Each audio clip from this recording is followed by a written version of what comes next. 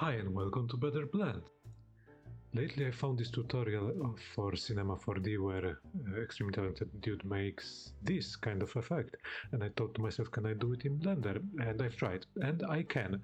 Same but different. I guess the principle is very similar, and I thought, why not to share that with you? So let's start with Blender and let's duplicate existing cube and let's rename it to something meaningful. This will be my geometry nodes system, and we will go straight to geometry nodes. In here we will open the new system of geometry nodes, and we will delete this output, and having the geometry node selected, we will drop down the cube.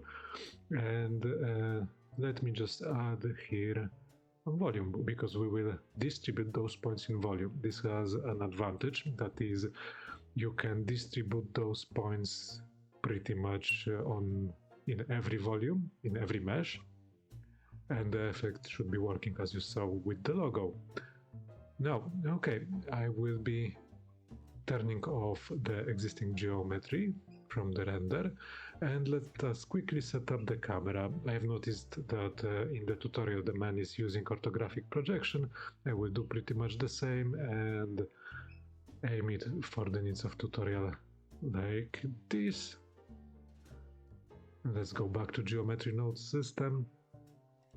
Now let us distribute some points into this volume. Just seek for the necessary node group. I'm pressing Shift A and then just starting to type. We will choose grid, because this is what we want, and we want a primitive of some sorts, a cube,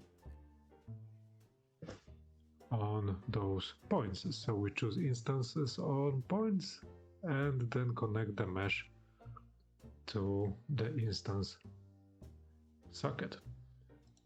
As you can see, the mesh is too big, so I will make it smaller by inputting the value of something like 0.6, let's say, or 4. Yep, that's cool, but you may see that there is no space between the points. So let me just connect that in here so we have more of a viewport. Pleasure, okay. Now I want to add a math node that will subtract a wee tiny bit from the value, and in this way we will make a little bit of margin. This way you can change the size of the system with only one slider. Next, let's make it moving. I will use scale instances and rearrange a graph a bit. Just a second. Here. And I want to drive this animation with procedural values as much as I can, at least. So I'm adding a scene time, duplicating the value, and adding a position node on the very end. Those will be our drivers, and the main driver of the animation is a noise. I'm setting it up as a 4D multifractal with quite a large scale, and to achieve this vertical look I will add our main drivers of the animation, scale, time and value. Actually, I'm multiplying those. And now let me select the axis in which I want those values to affect the noise. And before connecting it to the noise, I will add the vector position, so that actually the noise knows in which direction the vector is going. Without this position it simply do not happen. And to have a finer granular control over this effect, I'll be multiplying all of that through another combine XYZ, and I will set it up. Oh yeah, here you need to put 1 so that it retains the squareness, and in here I'll be putting 0.1 and 0.01 for the Z axis. Let me see if that works. And that's decent. Okay, moving on. Just make a bit of order in here, put this in here, and by simply duplicating the noise texture that we have in here and adding a translate instance node, I'll be able to add, or I will try to add this a bit of secondary motion in y-axis. Put this to 1 and translate. That's cool, but not quite what I am looking for. And you see, in Blender there is this kind of a situation where you press the buttons and things go quickly south, and this is an edited video in this moment. I don't know what is going on, and I will try to figure it out by stepping back a bit, muting the node that caused the problems, and trying to, do something that I have control over, or I think at least that I have control over. So I am adding the ramp over and checking the options to see if I can dial in better effect, and gathering my courage to see if I can do the same with the problematic node. Let me add the ramp in here and try to make it with maybe scale. It's actually pretty amazing effect. We could do another tutorial about that, or maybe another sort of animation. Okay, let me see. I will try to connect the vector. That's better. Okay, I think that I can get about with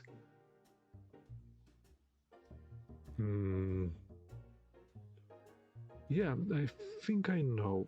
I think that the problem lies within the noise texture. Let me change it to FBM so it is more delicate. Yep, it was that. Multifractal tends to be more on the contrast side, while FBM is more delicate. So now it is working and we have this wobble secondary animation. Okay, situation resolved, as it seems. Sometimes the solution is just, one click away. It's very important, crucial even, to not to give up and to break then things fast, fail fast, and move forward. Now, it seems like I'm getting a bit carried away with the tinkering with it, so let's maybe try. Ooh, that's cool. That's cool. I need to experiment with this later. Let's just get back to it. And before we move to shading, few things. Now all those cubes are separate. This is kind of way geometry nodes work. So I want to realize instances in order to make this object one object instead of a many part assembly. And now, thanks to this, I will be able to set material.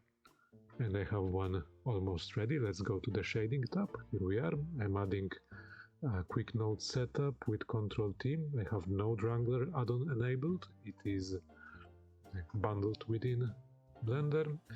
And I will be driving this by noise.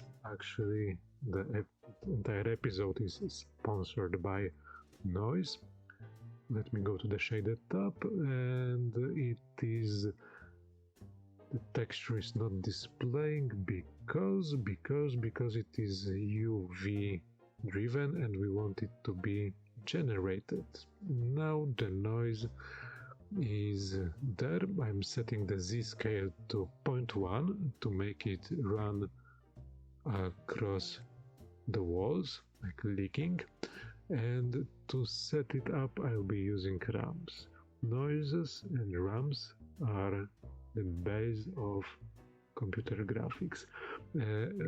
Fine-tuning the ramp will allow you to make most of the noise and achieve some cool effects. I'm adding colors to the ramp and duplicating with Ctrl-Shift-D so that duplicating the noise with Ctrl-Shift-D so that it retains the connection, and changing the hue a bit. That would be about it. And now I will tinker a bit with the parameters of the noise. Let me just merge those two color ramps together so that I can see it in its entirety. And in a moment we'll just set up something that will be in any way interesting. Okay, like this. Let's move it in here. Maybe I want it a bit more cloudy. Now we are ready to animate this. I will be using value, and I want it on the z-axis only, so the z location. Combine XYZ node will allow us to reach it. So let's plug this in here and plug it into the location. The entire animation that you've seen will be driven by two keyframes only, one on the beginning, one on the end of the timeline. I will change the value to, let's say, 1. That should be good enough. I will speed up this section now as I am going through setup of the noise textures so that it looks kinda decent in this example. Hey, thanks for sticking around. Now, when this is set up, let me give you a little pro tip. And I will add a normal map and plug it into the normal output, and instead of any fancy texture, I'll be adding from the input ambient occlusion to the strength. Let's use color in this example. It's computing a bit on my potato PC, object space, and inside. This way you will have those soft, nice edges at a low cost. I like this kind of view and I wanted to achieve it in here. Now let's go through the settings of render. Make sure to have jittered shadows enabled, ray tracing, and let's see if the light is having jittered shadows as well. Yes, it is. And the project is ready for rendering. I hope you liked it, and if you did, or if you didn't, let me know in the comments what can I improve, or maybe what can I do next. And see you next time. Bye bye.